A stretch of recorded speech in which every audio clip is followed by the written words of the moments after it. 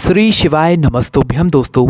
आप सभी लोग जानते हैं कि 18 जुलाई से पुरुषोत्तम का मास मतलब अधिक मास शुरू हो गया है और इस बार यह अधिक मास सावन महीने में ही पड़ रहा है। मतलब सावन महीना 2 महीनों का इसीलिए हुआ है क्योंकि यही अधिक मास जो है इस बार सावन महीने के बिल्कुल बीचों बीच पड़ गया है। सावन के 2 सोमवार हो चुके हैं, अब सावन के जो 2 बाकी सोमवार हैं वो इस अधिक मास के बाद में आएंगे, है ना। मतलब कि बीच में यह अधिक मास आ गया है और अब ये अधिक मास सावन के सोमवार आप लोगों को बीच में देखने के लिए मिलेंगे, है ना। तो 18 जुलाई 2023 से ये अधिक मास शुरू होगा और 16 अगस्त 2023 तक ये अधिक मास चलने वाला है। इस बीच में दोस्तों आप लोगों को कुछ नियमों का पालन करना है। ये अधिक मास कोई छोटा मास नहीं होता है दोस्तों, 3 साल में एक बार आने वाला ये अधिक मास होता है, इसीलिए इसका महत्व बहुत ज़्यादा बड़ा होता है। इसमें आपको कुछ नियमों का पालन करना चाहिए। साथ ही में दोस्तों अधिक मास के 5वें दिन आप लोग एक ऐसा उपाय कर सकते हो, क्योंकि 3 साल में एक बार ये मास आता है और सिर्फ अधिक मास के 5वें दिन अगर आप इस उपाय को कर लेते हो तो 3 साल के अंदर भगवान शिव आपको इतना देते हैं कि आप संभाल नहीं पाते हो। मतलब आप लाखों करोड़ों में भी कमा सकते हो, आपके पास आ सकता है अगर आप अपनी मेहनत से करते हो और इस उपाय को कर लेते हो तो, है ना। तो सबसे पहले हम लोग नियमों के बारे में बात करेंगे कि आपको इस अधिक मास में कौन कौन से नियमों का पालन करना है। उसके बाद में हम आप लोगों को इस अधिक मास के 5वें दिन किया जाने वाला वो विशेष उपाय भी बताएंगे। सबसे पहले दोस्तों नियम के बारे में बात कर लेते हैं कि इस अधिक मास में आपको भोजन कैसा करना चाहिए। सबसे पहली बात आप ये समझ लीजिए, आप कैसे ही कुछ भी खाते हो, पर इस अधिक मास में आप यही कोशिश करना कि आप शुद्ध और शाकाहारी भोजन करो, है ना। शुद्ध और शाकाहारी भोजन में ये भी आता है कि आप मतलब प्याज और लहसुन का जो है यहाँ पर प्रयोग ना करो, क्योंकि इस महीने में प्याज और लहसुन का जो मतलब उपयोग है वो बिल्कुल वर्जित माना जाता है, ठीक है। तो यहाँ पर आपको भोजन बिल्कुल शुद्ध करना है। और यहाँ पर तक तो ये भी बात कही गई है कि यहाँ पर आप लोगों को बकरी और भैंस का भी दूध नहीं पीना चाहिए। शुद्ध देसी गाय का दूध आप लोग वहाँ पर पी सकते हैं ना। और यहाँ पर ये भी नियम रखा गया है कि इस अधिक मास में आपको बासी खाना नहीं खाना चाहिए। जैसे कि रात में कोई खाना बना और वो आप सुबह खा रहे हो तो वो नहीं खाना चाहिए, ये गलत है ना। तो बासी खाना नहीं खाना है और किसी चीज़ को गर्म करके नहीं खाना है। कहीं गर्म खाना बन गया तो आप गर्म खाना खाओ, है ना। बासी या गर्म करके खाना नहीं खाना, इस बात का ध्यान रखिएगा। ये भोजन से जुड़ा हुआ नियम है, इसको आपको इसका आपका अधिक मास में जो है विशेष रूप से पालन करना है। इस अधिक मास के महीने में आपको भगवान विष्णु की भक्ति करना है। अगर आप भगवान विष्णु के परम भक्त हैं, उनको प्रसन्न करना चाहते हैं तो ये मास बहुत ही विशेष है। और इस पूरे अधिक मास में आप भगवान शिव जी मतलब भगवान विष्णु जी की पूजन अर्चना कीजिए, उनको प्रसन्न करने का प्रयास करिए। उसके बाद में दोस्तों अगली जो नियम है वो ये है कि इस अधिक मास में आपको चटाई पर सोना चाहिए, मतलब कि ज़मीन पर सोना चाहिए। आप पलंग पर सोना इस 1 महीने के लिए थोड़ा वर्जित कर दें, कोई दिक्कत अगर ना हो आप लोगों को तो, है ना। तो कोशिश यही करें कि इस अधिक मास में आप ज़मीन पर सोएं और अगर हो सके तो कुशा की जो चटाई आती है ना वो आप लोगों उस पर सोएं, इससे आपको विशेष फल की यहाँ पर प्राप्ति होगी। उसके बाद में दोस्तों इस अधिक मास में आप लोगों को मौन रहकर, मतलब एक दिन जो होता है ना, मतलब अधिक मास का हर दिन में से कुछ समय ऐसा निकालना आप लोग जिस समय आप लोग भले ही 1 से 2 मिनट ही क्यों ना हो, वो उस समय मौन रहकर आप भगवान के नाम का जाप कर लेना, है ना। कुछ समय ऐसा निकालना जब बिल्कुल शांत मन से जो है आप लोग भगवान के नाम का जाप कर सको। उसके बाद में दोस्तों इस अधिक मास में आपको झूठ नहीं बोलना है, किसी से भी झूठ नहीं बोलना है और किसी की बुराई भी नहीं करना है। इन दोनों बात को आप गांठ बांध लीजिए कि किसी से झूठ नहीं बोलना है अधिक मास में और किसी की बुराइयां तो गलती से भी आपको नहीं करना है ना, क्योंकि भगवान फिर आपसे जो है नाराज़ होते हैं। उसके बाद में दोस्तों यहाँ पर आप लोगों को भोजन और वस्त्र की शुद्धता का विशेष रूप से ध्यान रखना है इस अधिक मास में। ये बहुत ही महत्वपूर्ण है ना। भोजन भी शुद्ध करना है और जो आप वस्त्र पहन रहे हैं वो भी प्रतिदिन धुले हुए पहनना है ना। ऐसा नहीं कि आपने आज एक वस्त्र पहन लिया और आप लोग 2-3 दिन तक 5 दिन तक एक ही वस्त्र पहने हुए, तो इसमें आपकी शुद्धता नहीं रह पाती। तो शुद्धता के लिए आपको रोज नए धुले बिल्कुल शुद्ध वस्त्र पहनने और शुद्ध सात्विक भोजन का भी जो है यहाँ पर आप लोगों को ग्रहण करना है। उसके बाद में दोस्तों इस अधिक मास में अगर आप अपने जीवन में सफल होना चाहते हैं तो आप अपने माता पिता और गुरु के चरणों को प्रतिदिन स्पर्श ज़रूर करें इस अधिक मास में। आप भले ही पूरे साल इन बातों का, इन नियमों का पालन ना करते हों, पर 3 साल में पड़ने वाले इस एक बार अधिक मास के इस महीने में अगर आप इन सभी चीज़ों का पालन कर लेते हो तो आप आपको वो सब मिल सकता है जिसकी आपने कभी कल्पना भी नहीं करी होगी। उसके बाद में दोस्तों इस अधिक मास में कोशिश करें कि आप लोग दिन में ना सोएं। कई सारे लोगों की आदत होती है कि वो दिन में सो जाते हैं। देखो, रात में सोए, आप सुबह उठे, सुबह उठने के बाद फिर आप दोपहर में ना सोएं या दिन में ना सोएं, रात्रि में ही सीधा जाकर सोएं, है ना। इस बात का ध्यान रखें, कोशिश आप यही करें, क्योंकि अधिक मास में जो है दोपहर में या दिन में नहीं सोया जाता है। इस बात का आप ध्यान रखिएगा। और दोस्तों इस अधिक मास में अगर आप लोग दान पुण्य करते हैं ना, तो इस दान पुण्य का आपको बहुत ही विशेष फल मिलेगा। अधिक मास में दान पुण्य करने का बहुत ही विशेष फल होता है। उसके बाद में दोस्तों इस अधिक मास में कोई ऐसी नया काम शुरू नहीं किया जाता है, जैसे कि किसी घर का काम हो गया या कोई नई चीज़ आपको खरीदना है, तो वो अधिक मास में ये सारी चीज़ वर्जित रहती हैं। अधिक मास में कोई भी नया काम या कोई नई चीज़ नहीं खरीदी जाती है। इस बात का आप लोग ध्यान रखिएगा। उसके बाद में दोस्तों इस अधिक मास में आपको कौन से मंत्र का जाप करना चाहिए वो भी आप लोग सुन लीजिए। जब भी आपको अधिक मास के महीने में हर दिन जब भी समय मिले, 1 मिनट 2 मिनट, तो उस समय आप लोग ओम नमो भगवते वासुदेवाय नमः का आप लोग जाप ज़रूर कीजिएगा। ये विष्णु जी का मंत्र है और इस मंत्र को अगर आप इस अधिक मास के महीने में मंत्र का जाप करते हैं तो आपको बहुत कुछ फल की प्राप्ति होगी। ओम नमो भगवते वासुदेवाय नमः।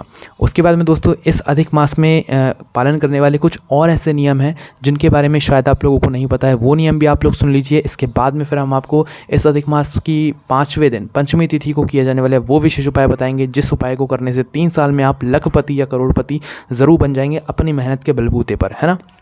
करना क्या है दोस्तों, सबसे पहला जो नियम है आप लोगों का ये बहुत ही विशेष है। इसमें आपको करना क्या है कि इस अधिक मास में जब आप शिव जी के मंदिर में जाकर शिव जी पर जल चढ़ाएंगे, तो जल चढ़ाने के बाद उस जल के लोटे को आपको खाली लेकर नहीं आना है। जब आप शिव जी पर जल चढ़ाते हैं तो चढ़े हुए जल को जलाधारी से भले 1 बूंद ही क्यों न लेकर आओ, पर अपने उस लोटे में थोड़ा सा जल ज़रूर लेकर आओ, क्योंकि उस जल में भगवान भोलेनाथ का आशीर्वाद रहता है। और उस जल का आप लोग आचमन भी कर सकते हैं, थोड़ा सा पी भी सकते हैं और अपने घर पर भी चढ़ा सकते हैं। इससे भगवान भोलेनाथ की कृपा आपके घर पर भी और परिवार पर हमेशा बनी हुई रहती है। उसके बाद में दोस्तों जो अगला नियम है वो ये है कि इस अधिक मास में आप लोग एक प्रयास या कोशिश हमेशा ज़रूर करना कि अपने घर के जो मुख्य सदस्य होंगे उनके घर से जाने के बाद आप अपने घर का झाड़ू पोछा मत करना। जैसे कि आपके घर के जो मुख्य सदस्य होंगे वो अपनी ड्यूटी पर ऑफिस के लिए निकल जाते होंगे 10 बजे, है ना। तो 10 बजे से पहले आप अपना घर के सारे झाड़ू पोछा जो करना है आप लोग साफ़ सफाई का काम वो सारे कर लीजिए।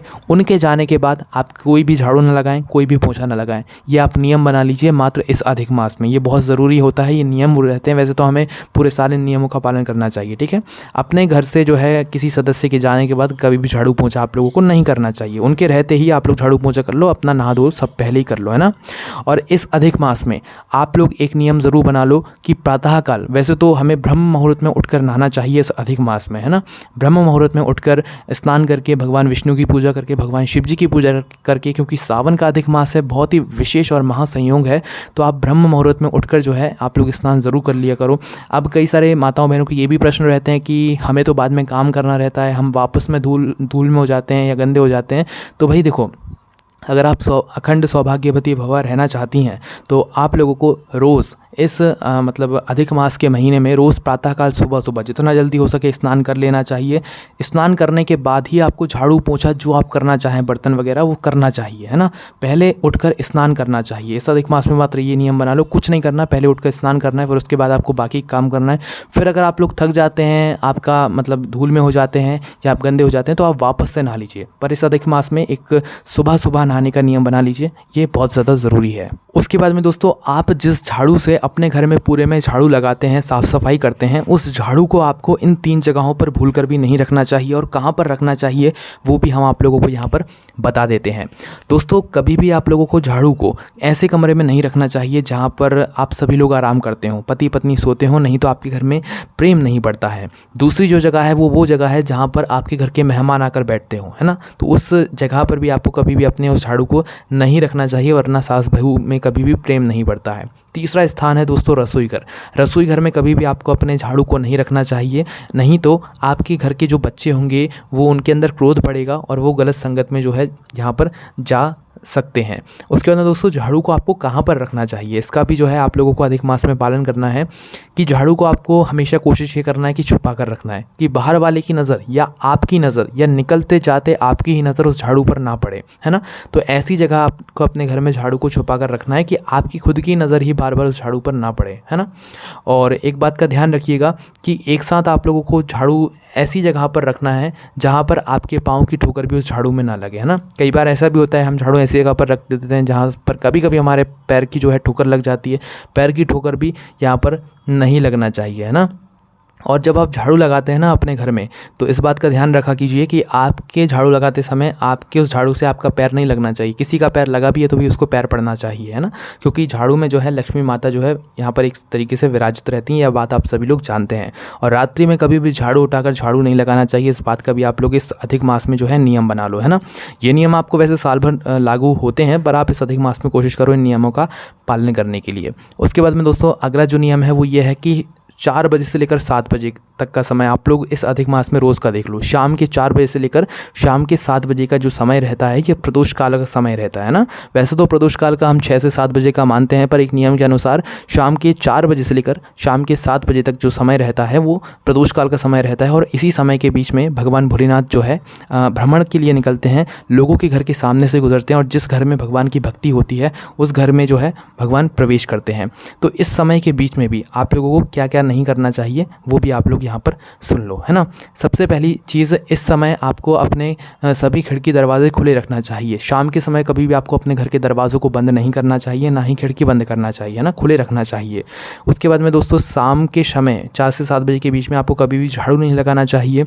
माताओं बहनों को कभी भी चूड़ी बिछिया नहीं पहनना चाहिए, सिंदूर नहीं लगाना चाहिए, बालों की कंघी नहीं करना चाहिए, चौखट पर नहीं बैठना चाहिए और रोना नहीं चाहिए।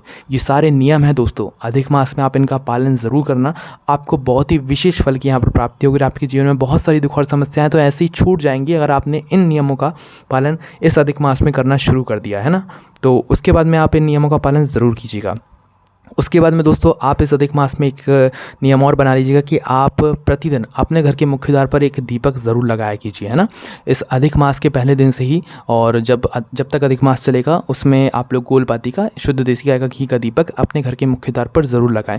आप भगवान शिव जी के मंदिर जाते हों ना जाते हों वो आपके ऊपर है, आप जा भी सकते हैं, दीपक दिया बाती रोज़ कर भी सकते हैं इस अधिक मास में, पर अपने घर के मुख्य द्वार पर एक दीपक तो ज़रूर लगाएं ही लगाएं, भगवान भोलेनाथ के नाम का स्मरण करते हुए। उससे आपके घर पर भगवान भोलेनाथ की कृपा हमेशा बनी रहेगी। तो दोस्तों ये वो सारे नियम थे जो कि आप लोगों को इस मतलब अधिक मास में इनका पालन करना है। बहुत ही बड़े और विशेष नियम है, आपको पालन ज़रूर करना है। अब हम बात करते हैं उस उपाय के बारे में जो कि उपाय हम आप लोगों को इस अधिक मास में बताने वाले हैं। अधिक मास का 5वां दिन। अधिक मास कब से शुरू होंगे? 18 जुलाई से, है ना। तो 18 जुलाई, 19 जुलाई, 20 जुलाई, 21 जुलाई, 22 जुलाई। हम वैसी पंचमी तिथि नहीं कह रहे हैं, अधिक मास की जो पंचमी तिथि होगी, मतलब अधिक मास जिस दिन से शुरू होगा उस दिन से जो है 5वां दिन जब भी पड़ेगा उस दिन आप लोगों को यह उपाय करना है। सिर्फ उसी दिन का यह उपाय है, इसके अलावा कभी भी आपको इस उपाय को नहीं करना है और यह उपाय सिर्फ इसी दिन किया जाता है ना।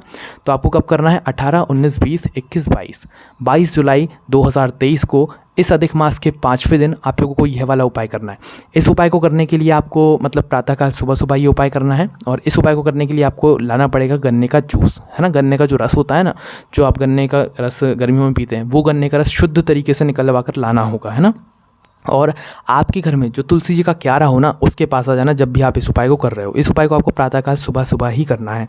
तो अधिक मास की 5वीं तिथि या 5वें दिन अपने घर में धन संपदा को बढ़ाने के लिए आपको तुलसी जी के क्यारे के पास में आकर शुद्ध होकर स्नान से सबसे निवृत्त होकर सब काम करके आपको क्या करना है? तुलसी के पास में आना है और अपने हथेली में, सीधे हाथ की हथेली में थोड़ा थोड़ा जो है यहाँ पर आप लोगों को गन्ने का रस लेना है। कितना कितना? थोड़ा थोड़ा गन्ने का रस लेकर 7 बार आप लोगों को जो है तुलसी माता के क्यारे में समर्पित करना है। जैसे कि उदाहरण के लिए आप अपने गन्ने का रस किसी पात्र में आपने भर लिया होगा, तो उसी पात्र में से थोड़ा सा गन्ने का रस जो है आपको अपने सीधे हाथ के हथेली में लेना है।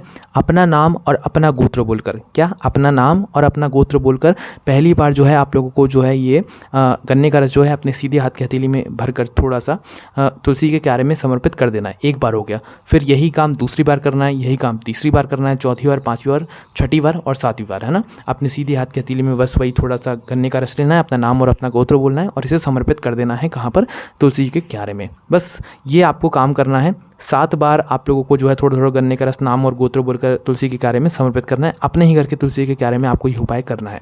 इस उपाय को करने के बाद दोस्तों 2-3 साल के अंदर आपको इतना धन मिलेगा, इतना मतलब सफलता मिलेगी कि आपके घर में पैसा इतना आएगा कि आप समेट नहीं पाओगे। पंडित जी ने खुद ये उपाय बताया है, आप करके ज़रूर देखिए। इन सभी उपाय करने में अगर आपको कोई भी समस्या आती है या इन नियमों का पालन करने में आपके मन में कोई भी प्रश्न आता है तो आप हमसे कमेंट करके पूछ सकते हैं। और हमारी वेबसाइट भी है जहाँ पर जाकर आप ये जानकारी अच्छे से आराम से बैठकर पढ़ सकते हैं। भोलेनाथभक्ति.com हमारी वेबसाइट है, आप वहाँ पर जाकर भी जानकारी को पढ़ सकते हैं। कोई भी समस्या आती है कमेंट करके पूछ सकते हैं। ओम नमः शिवाय, जय भोले बाबा, श्री शिवाय, नमस्तुभ्यम।